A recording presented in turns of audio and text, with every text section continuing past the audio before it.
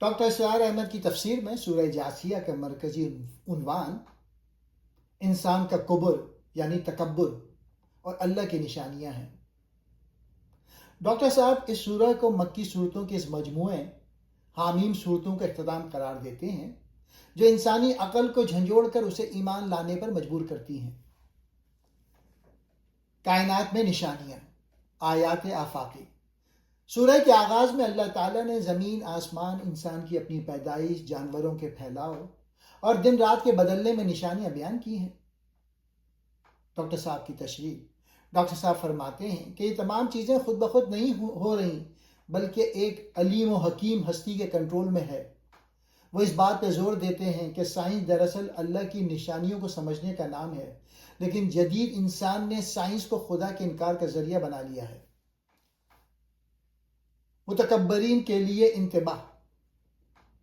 Doctor صاحب اس سورہ کی ان آیات پہ بہت سخت گرفت کرتے ہیں جہاں اللہ فرماتا ہے کہ تباہی ہے ہر اس شخص کے لیے جو سخت جھوٹا اور گناہ گار ہے، جو اللہ کی آیت سنتا ہے لیکن پھر بھی تکبر کے ساتھ اپنے کفر پہ اڑا رہتا ہے۔ نکتہ۔ ڈاکٹر صاحب کے مطابق سب سے بڑا گناہ انا ہے جو انسان کو حق کے سامنے جھکنے نہیں دیتا۔ بنی اسرائیل کی مثال اور امت مسلمہ کا حال۔ اس سورہ میں ذکر ہے کہ اللہ نے بنی اسرائیل کو کتاب، حکومت اور فضیلت دی تھی، لیکن انہوں نے علم آنے کے بعد محض آپس کی ضد اور حسد کی بنیاد پر اختلاف کیا۔ ڈاکٹر صاحب کا تجزیہ۔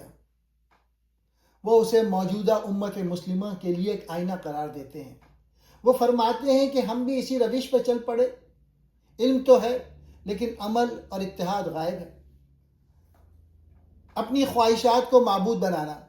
آیت 23۔ یہ سورہ کی سب سے اہم اور ڈاکٹر صاحب کی پسندیدہ آیت میں سے ایک ہے۔ کیا تم نے اس شخص کو دیکھا جس نے اپنی خواہشات کو اپنا معبود بنا لیا؟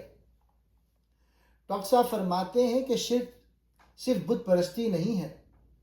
اگر کوئی شخص اللہ کے حکم کے مقابلے میں اپنی مرضی یا نفس کی خواہشات کو ترجیح دیتا ہے تو دراصل اپنے نفس کی عبادت کر رہا ہے۔ یہ جدید شرک کی بدترین قسم ہے۔ الجاسیہ، گھٹنوں کے بل گری ہوئی انسانیت۔ سورہ کا نام الجاسیہ اسی منظر سے ماخوذ ہے جب قیامت کے دن تمام قومیں ہیبت اور خوف سے اپنے گھٹنوں کے بل گری ہوں گی۔ منظر کشی۔ ڈاکٹر صاحب اس آیت کی تفسیر کرتے ہوئے بتاتے ہیں کہ وہ دن کتنا ہولناک ہوگا جب ہر قوم کو اس کے نامہ اعمال کی طرف بلایا جائے گا۔ وہ انسان جو دنیا میں اکڑ کر چلتا تھا وہاں گھٹنوں کے بل گرا ہوگا۔